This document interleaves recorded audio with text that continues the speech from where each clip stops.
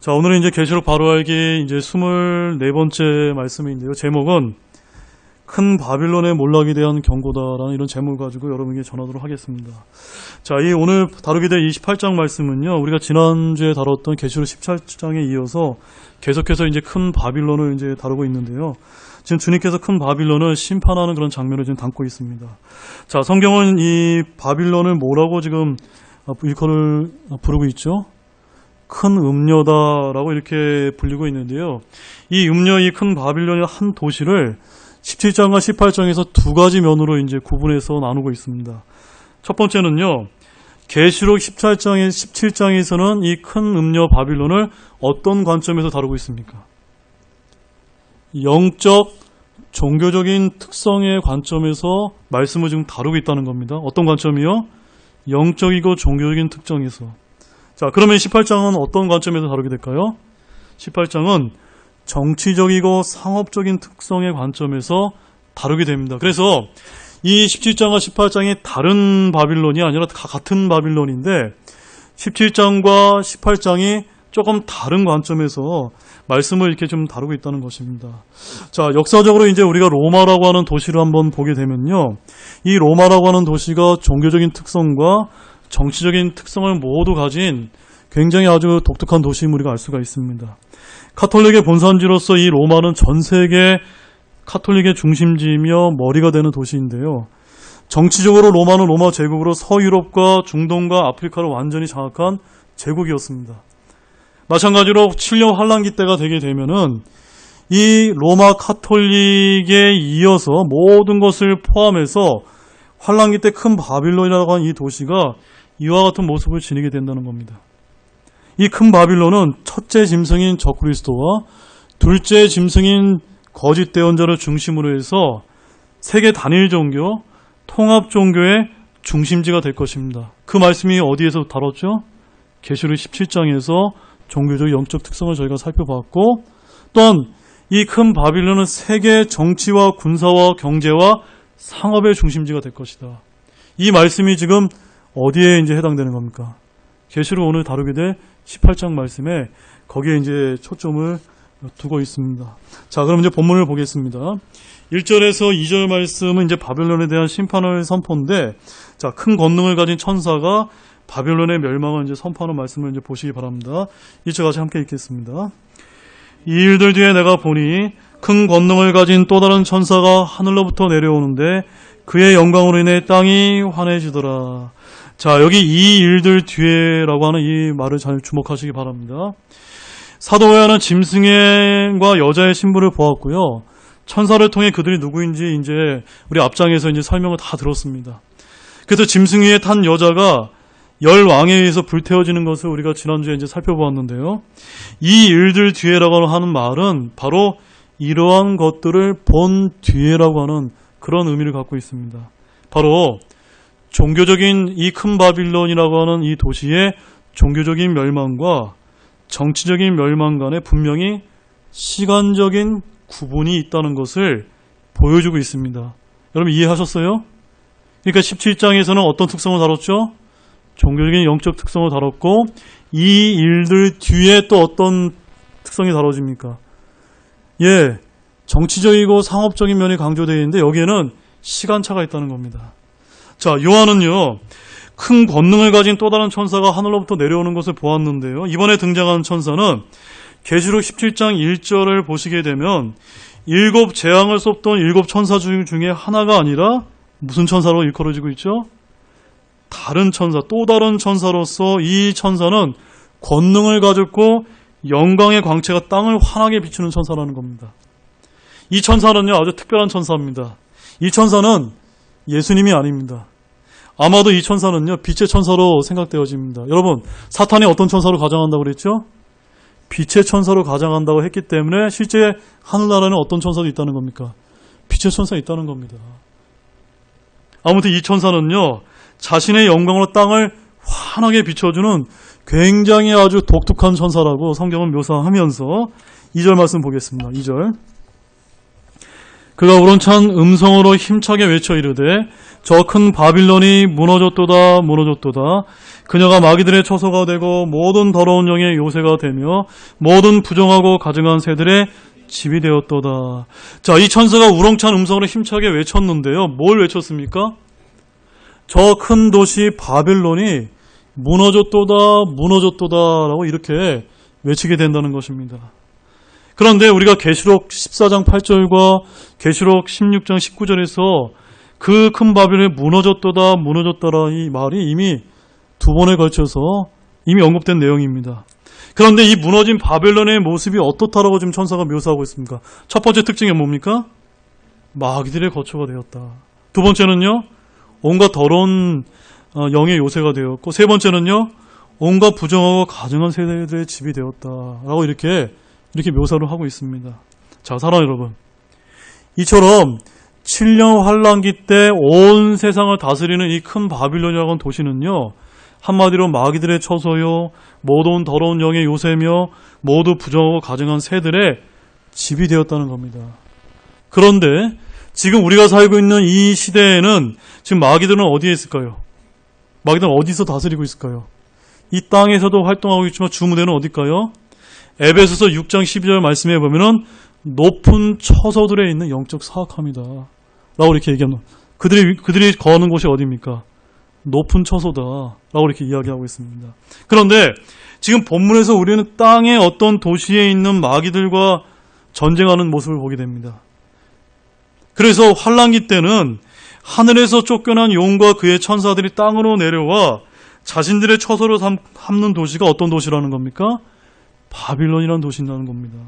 바로 환란기 때는 바빌론은 마귀들과 더러운 영들, 부정하고 가증한 새들의 거처가 되는데, 이처럼 환란기 때 이 바빌론이라는 도시에 사는 사람들의 몸은요, 마귀들이 거하는 집단 서식처가 된다는 겁니다. 자, 오늘 오전에 우리가 어떤 말씀을 살펴봤습니까? 우리 성도의 몸은 누가 거하시는 몸이죠? 성령님의 전이다. 하나님의 영이 거하시는 성전입니다. 마찬가지로 7년 환란기 때가 되게 되면은 누가 거하게 됩니까? 짐승의 표를 받고 그 짐승의 형상에 경배하는 자들이 누구를 성전 삼아? 그 하나님을 거부하고 짐승의 표를 받는 자들을 마치 거처 삼아서 마귀들과 더러운 영들이 들어와서 거주하게 된다는 겁니다. 바로 복음서에 마귀 들린 이들이 많이 나오게 되는데, 환란기 때는요, 이 땅에 마귀 들리지 않은 사람이 드물 정도가 될 거라고 성경은 이렇게 이야기하고 있는 것입니다. 수많은 마귀들과 더러운 영들로 가득한 혼들이 부지기수가 될 것입니다. 한마디로 상상하기 어려울 정도로 끔찍한 때가 언제라는 겁니까? 환란기 때다. 이렇게 말씀하고 있습니다. 자, 3절 말씀 보겠습니다. 모든 민족들이 그녀의 음행으로 인한 진노의 포도주를 마셨고 또 왕의 왕들이 그녀와 음행하였으며 땅의 상인들도 그녀의 넘치는 사치로 말미암아 치부하였도다 하더라. 자, 여기 보면은 이 바빌론이라고 하는 도시가 심판을 받는 이유가 제시가 되는데 몇 가지 이유가 제시가 됩니까? 크게 두 가지가 제시됩니다. 첫 번째는 뭐죠? 모든 민족들과 땅의 왕들로 하여금 하나님을 떠나서 우상을 섬기게 했다는 겁니다. 바로 음행을 저지르게 됐다는 겁니다. 두 번째는요, 땅의 상인들도 그녀의 넘치는 사치로 인해서 이제 치부하였도다라고 이렇게 이야기합니다. 이 두 가지 이유 때문에 심판을 받는데 한 가지 이유가 더 있습니다. 본문 24절 말씀 보십시오. 24절 말씀해 보면 같이 읽어보실까요? 대언자들과 성도들과 땅에서 죽임을 당한 모든 사람의 피가 그녀 안에서 발견되었도다. 그러니까 성도들의 피가 누구 안에서 발견된 겁니까? 그 큰 바빌론이라고 하는 그 전 세계의 중심지라고 불렸던 그 도시에 의해서 이 환란 성도들이 어마어마하게 죽어나간 겁니다. 바로 성도들을 죽인 죄악 때문에 바빌론이 심판받는다라고 이렇게 총 세 가지를 이야기하고 계십니다. 자, 그런데요, 우리가 이제 구약의 이스라엘의 역사를 보게 되면은 주님을 버리고 이방신들을 경배하고 섬길 때 그들은 영적 음행과 더불어 도시의 육체적인 음행이 넘쳐났다는 것을 우리가 볼 수가 있습니다.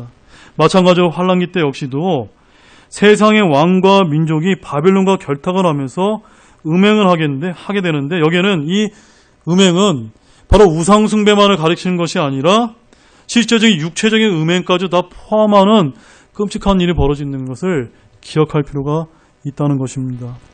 왜냐하면 이 바벨론 종교의 특징이 음행이기 때문입니다. 또한 바빌론은 사치가 극에 달하게 됩니다. 그 여자, 그 도시가 얼마나 사치가 심한지 땅의 상인들 모두가 바벨론과 연계해서 치부를 하게 된다라고 표현하고 있을 정도입니다. 자, 4절 말씀 읽겠습니다. 또 내가 들으니 하늘로부터 또 다른 음성이 나서 이르되 내 백성아 너희는 그녀에게서 나와 그녀의 죄들에 참여하는 자가 되지 말고 그녀가 받을 재앙들을 받지 말라. 자, 지금 말씀부터가 굉장히 중요한데요. 지금 하늘로부터 나는 이 음성은요, 우리가 살폈던 본문 2절에서 큰 권능을 지닌 천사의 음성일까요? 아닐까요? 그 음성이 아닙니다. 왜냐하면요, 하늘로부터 난 이 음성은 바로 주 예수 그리스도의 음성임을 의미하는데 왜 그러냐면요, 이들을 향해서 뭐라고 부릅니까? 내 백성아라 라고 이렇게 부르기 때문입니다. 바로 이 구절을 갖다가 오늘날 교회에 잘못 적용을 해서 교회가 7년 환란기를 통과한다라고 이렇게 주장하는 분들이 있는데 그건 완전 잘못된 적용입니다. 이 본문에서 내 백성이나 누구를 가리키는 거냐면 환란기 때 고통받게 될 유대인들을 지금 지칭하는 겁니다. 그들을 향해서 지금 예수님께서 하늘로부터 큰 음성을 내서 내 백성아 너희는 그 도시 그 큰 바빌론이 짓는 그 죄들에 참여하는 자가 되지 말고 그 도시가 받을 재앙을 받지 말라라고 이렇게 경고를 하고 계신 것입니다. 자, 그런데 이 경고는요, 계시록에만 나오는 게 아니라 구약의 대언의 말씀에도 나오는데 그 말씀 가보겠습니다. 예레미야서 51장 6절에서 7절 말씀입니다. 예레미야서 51장 6절에서 7절 말씀입니다.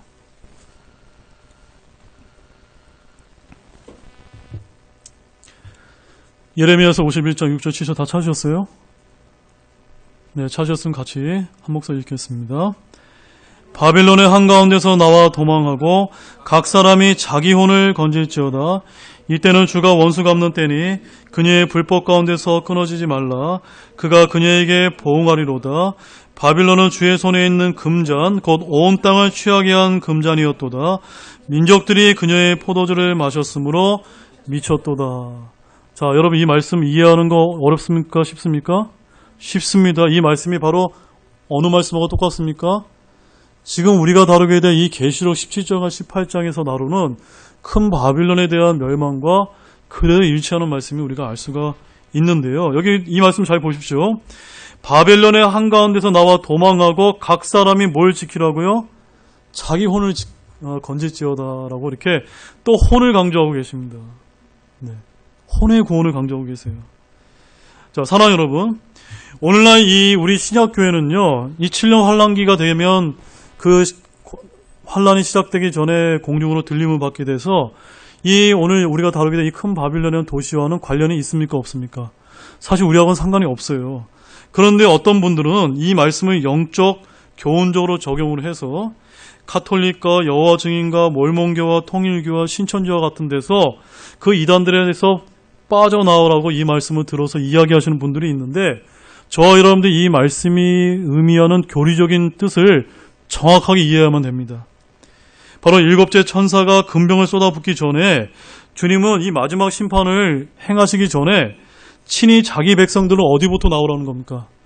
바벨론이라는 큰 도시에서 빨리 나오라 라고 이렇게 지금 경고를 해주고 계신 겁니다. 주님께서는 어떤 도시를 심판하시기 전에는 반드시 자기 백성을 불러내는 일을 하십니다. 언제 한번 그런 일이 있었죠? 우리 소돔을 멸하시기 전에 이 롯의 가족들을 이제 건져내시는 것을 우리가 그 예를 찾아볼 수가 있습니다. 마찬가지로 큰 바벨론을 멸하시기 전에도 주님께서는 뭐라고 말씀하십니까? 내 백성아 너희는 그녀에게서 나와라 라고 이렇게 친절하게 경고를 해주고 계십니다. 자, 그런데 이 나오라는 말씀은요, 분리를 뜻하는데요.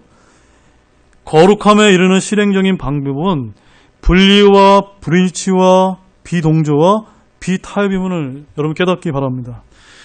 오늘날 교회가 세상에 들어가 세상을 변화시키고 계획한다는 말은 사실상 불가능한 말입니다. 아무도 큰 바빌론을 변화시킬 수가 없고 계획할 수가 없기 때문입니다. 주님은 내 백성아 너희는 그녀에게서 나오라고 하십니다. 바빌론은 유대인들이 포로로 잡혀갔던 도심에도 불구하고 매우 좋았던 도심을 알려주는데요.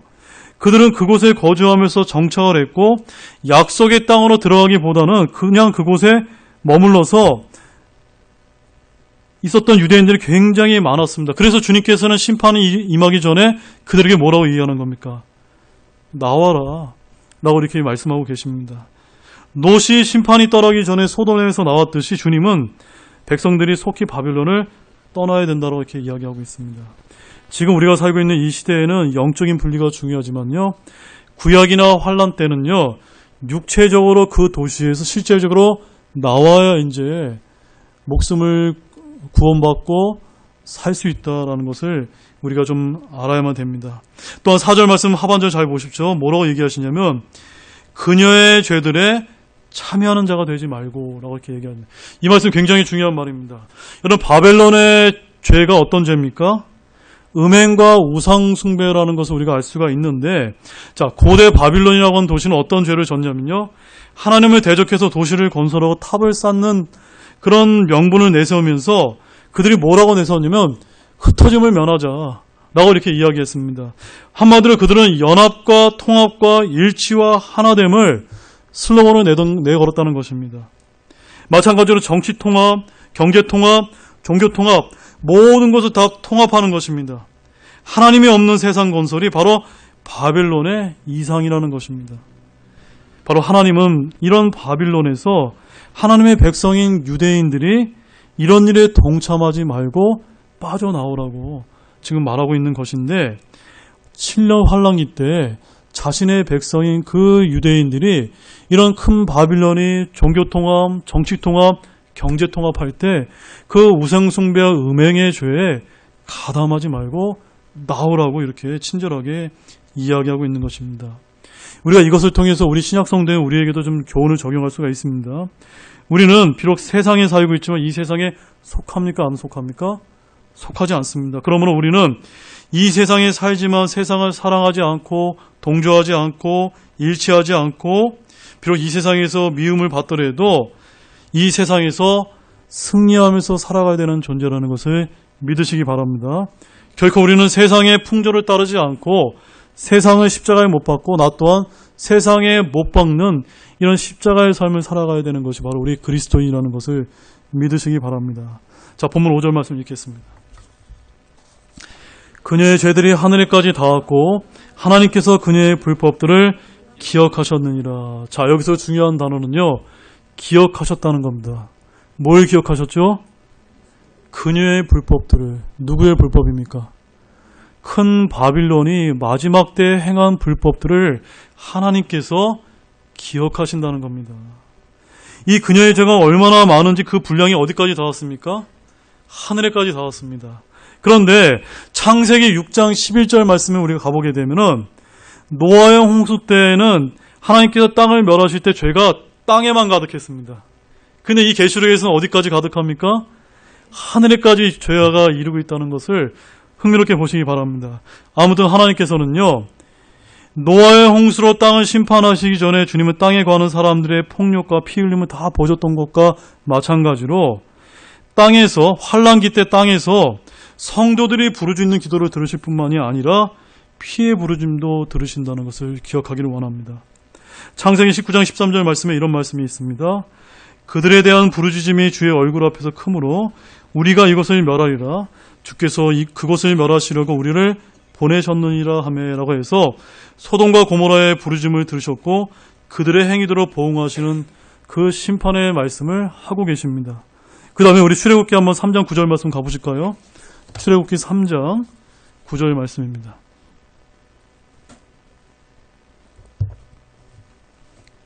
출애굽기 3장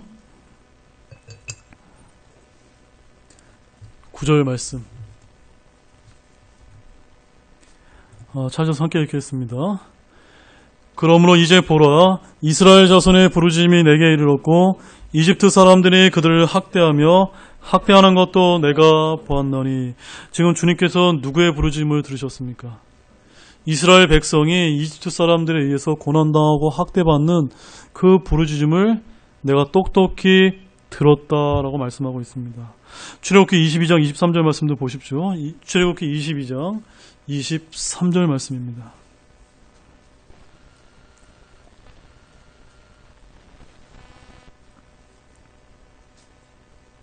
출애굽기 22장 23절 말씀 함께 읽겠습니다. 내가 만일 어떤 식으로든 그들을 괴롭혀서 그들이 어떻게든 내게 부르짖으면 내가 반드시 그들의 부르짖음을 들을 것이요. 누가 들으신다고요? 하나님께서 이 땅에 고통받는 성도들과 우리 신자들의 부르짖음, 그 기도를 들으신다는 겁니다. 그러므로 하나님께서 우리가 기도할 때 마치 나의 고난과 고통을 못 알아주는 것처럼 이렇게 생각하지 마시고 하나님께서는 때를 기다리고 계시고 그것을 친히 갚아주시는 분이라는 것을 기억하시기 바랍니다. 또한 하나님께서는 뭘 기억하시죠? 불법을 기억하신다는 겁니다. 바로 이 큰 바빌론이라고 하는 도시가 7년 환란기 때 행한 그 불법을 하나님께서 기억하시고 보응하시는 분이다. 라고 지금 성경은 그렇게 말씀을 하고 계신 겁니다. 본문 6절 말씀 읽겠습니다. 그녀가 너희에게 갚아준 대로 그녀에게 갚아주고 그녀의 행위에 따라 2배를 그녀에게로 2배로 갚아주며 그녀가 채운 잔의 2배를 그녀에게 채워주라. 바로 하늘에서 내려온 또 다른 천사는 큰 바빌론에 대한 보복을 선포했는데요. 하나님께서는 큰 바빌론에 무엇대로 갚아주십니까? 행위대로 갚아주시는 분임을 말씀하고 있습니다. 몇 배나요? 2배나 갚아주시겠다. 라고 이렇게 말씀하고 계십니다. 하나님께서는 범죄한 이스라엘을 범죄하실 때도 강대국 바빌론을 도구로 사용하셔서 이스라엘을 벌을 주신 적이 있습니다. 그때 바빌론은 이제 분에 넘쳐가지고 잔인과 포악을 행했는데 그러므로 하나님께서 바빌론을 이제 벌하신 적이 있습니다. 바빌론은 이스라엘을 심판하는 주님의 도구로 사용됐지만 그들 역시도 심판을 받은 것입니다. 그때 이제 유대인들은요, 이런 바빌론에 대해서 반복해서 원수를 갚아주실 것을 하나님께 기도하고 주님은 그들이 행한 대로 갚아주실 것을 약속하신 바가 있는데요.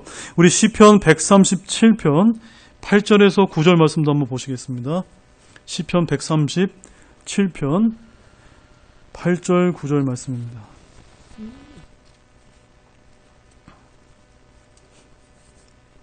시편 137편 8절 9절 말씀. 자, 같이 읽겠습니다. 오 멸망을 받을 바빌론에 따라 내가 우리에게 베푼 대로 내게 갚는 자가 행복하리로다. 내 어린 것들을 들여다가 돌에 메어치는 자가 행복하리로다. 자, 이 시편의 이런 이 기도문을 보게 되면은 마치 어떤 기도처럼 들립니까, 여러분? 저주의 기도고 우리에게 행한 그 바빌론의 원수를 갚아달라고, 바로 복수를 해달라고 지금 하나님께 기도드리는 것을 우리 시편 말씀을 통해 보면 우리가 많이 이제 볼 수가 있습니다.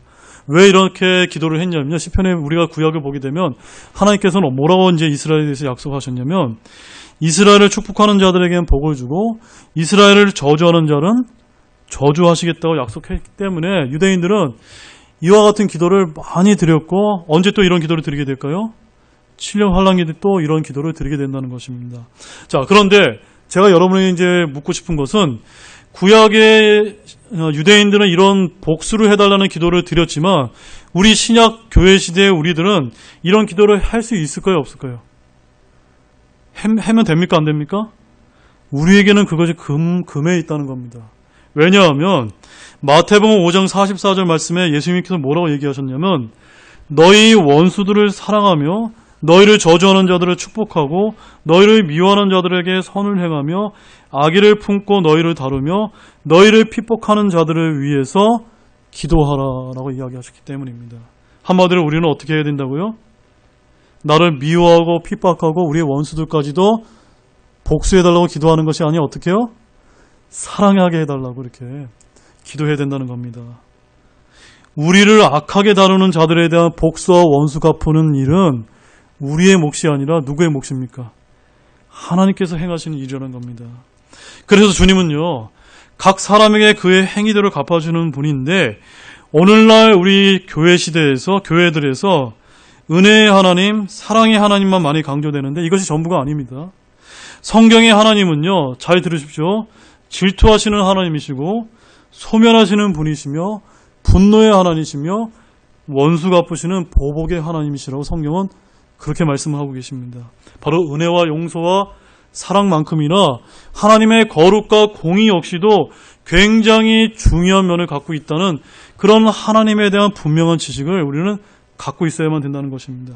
신명기 32장 35절 말씀 가보십시오. 신명기 32장 35절 말씀.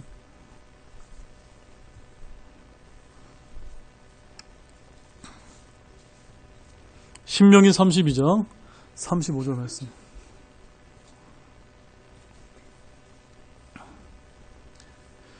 자, 같이 읽겠습니다. 원수 갚는 일과 보복하는 일은 내게 속하였으니 그들의 발이 정한 때에 미끄러지리라. 그들의 재앙의 날이 가까우므로 그들에게 닥칠 일들이 속히 일어나니라. 원수 갚는 일과 보복하는 일이 내게 속하였으니, 내는 누굽니까? 지금 하나님을 뜻하는 겁니다. 그러니까는 우리가 살고 있는 이 신약 시대에 우리가 아무리 미워하는 사람, 나를 괴롭히고 내가 정말 원수같이 여기는 그런 사람이 있다 하더라도 우리 신약 성도들에게 사적 보복은 허락되어 있을까, 안 되어 있을까요? 우리에게는 허락되어 있지 않습니다. 그러나 누가 그 일을 해주신다는 겁니까? 주님께서 해주시기 때문에 저와 여러분 그냥 주님께 맡기라라고 말씀하고 있는 겁니다. 법의 심판 때에 맡기라는 겁니다. 우리 그리스도인들은요, 주님께 모든 것을 맡겨야 됩니다. 그러면 그들의 행위에 따라 2배로 원수 갚아주시는 분이라는 것을 믿으시기 바라고, 오늘 본문에서 바로 이 큰 바빌론의 끔찍한 불법과 죄악들을 행위대로 분명하게 갚으시겠다라고 말씀을 하고 있습니다. 본문 7절 말씀 읽겠습니다. 그녀가 자기를 영화롭게 하고 호화로이 살았은즉 그만큼 그녀에게 고통과 슬픔을 주라. 그녀가 마음속으로 이르기를 나는 영으로 앉아있고 과부가 아니므로 결코 슬픔을 보지 아니하리로다 하나니. 자, 이 말씀도 역시 저희와 저와 여러분들도 중요한 말씀인데요. 이 구절은요, 뿌린 대로 거두리라는 말씀을 기억나게 해주는 말씀입니다. 우리 신자들은요, 자신들이 무엇을 심든지 무엇을 뿌리든지 각자 심고 뿌린 대로 거둔다는 평범한 진리를 잊지 마시기 바랍니다. 자, 갈라디아서 6장 7절에서 9절 말씀 보십시오. 갈라디아서 6장 7절에서 9절 말씀입니다.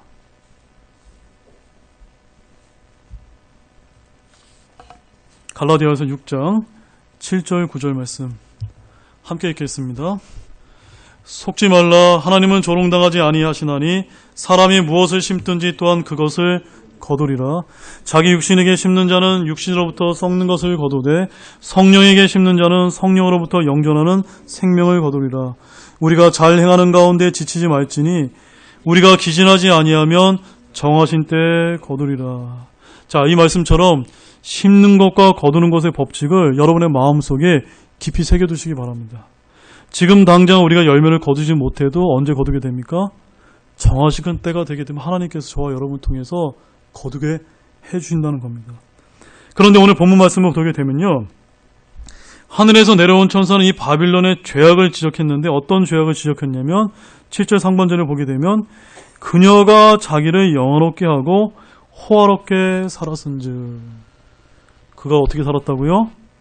자기를 영화롭게 호화롭게 살았다는, 그러니까 자기만 배부르고 자기만 위하면서 살아갔다는 겁니다.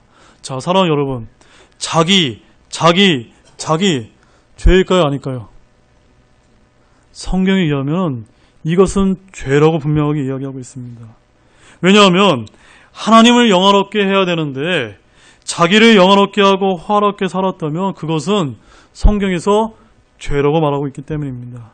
자기를 자랑하고 자기를 사랑하고 자기를 높이고 자기를 신뢰하고 자기를 영화롭게 하고 자기를 의롭게 하고 자기가 뭔가 된 줄로 안다면 자기에 관련된 모든 것이 다 죄라는 것입니다.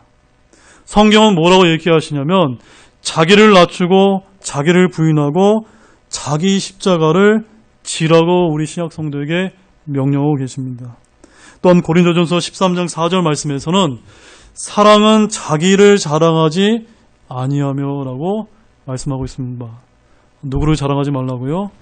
자기를 자랑하지 말라. 왜 그럴까요? 자기를 자랑하는 것은 죄이기 때문입니다. 그런데 오늘 본문에 보게 되면 이 큰 바빌론은요, 뭘 행했습니까? 자기를 영화롭게 하고 호화롭게 살은 이 죄 때문에 7절 말씀에 보면 주님께서 그만큼 그녀에게 고통과 슬픔을 주라라고 그에게 갚아주고 계신 겁니다. 자, 주님은요, 계산이 정확하신 분입니다. 우리는 부자를 혐오하거나 죄악시하지 않습니다. 주님이 주신 복으로 얻은 부요함이라면 아무런 문제가 없지만 그러나 음행과 부정함과 폭력을 얻은 부라면 당연히 문제가 된다는 것입니다. 잠언 16장 8절 말씀 보십시오. 잠언 16장 8절 말씀. 잠언 16장 8절 말씀에 귀한 말씀이 있는데요. 같이 읽겠습니다. 적게 가지고도 의가 있는 것이 많은 소득을 가지고도 올바람이 없는 것보다 나으니라. 여러분 이 말씀이 복이 됩니까? 네. 저와 여러분들이 조금 없는 것으로 인해서 낙심하지 마시기 바랍니다. 많이 갖고 있음에도 의를 행하지 않게 되면은 차라리 적게 가진 것보다 못한 그런 것으로 성경은 말씀하고 있기 때문입니다. 자, 그런데 7년 환란기 때를 한번 생각해 보십시오. 7년 환란기 때 정상적인 성도라면, 하나님을 두려워하는 환란 성도라면 그가 부자가 될 수 있을까요? 없을까요? 부자가 될 수 없습니다. 왜 그렇죠? 뭐가 금지되어 있습니까? 짐승의 표를 받게 되면은 사고 파는 것이 금지가 되어 있습니다.